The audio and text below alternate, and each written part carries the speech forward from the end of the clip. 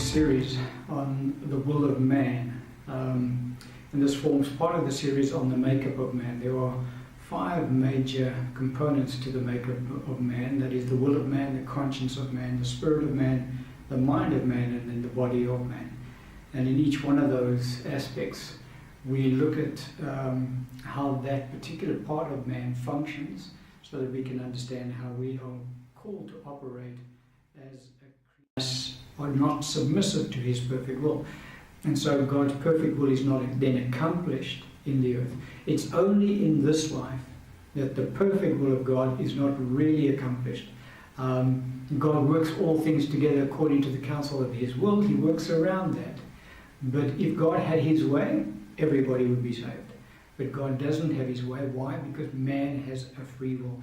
And so we're seeing how the interaction between the will of God and the will of man. In other words, plan A failed when Adam and Eve sinned, and so God had to come up with plan B to redeem mankind. No.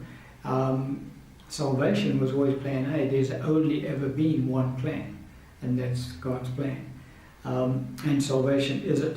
Revelation 13:8 says, "All who dwell on the earth will worship him, whose names have not been written in the book of life of the Lamb slain from the foundation of the world."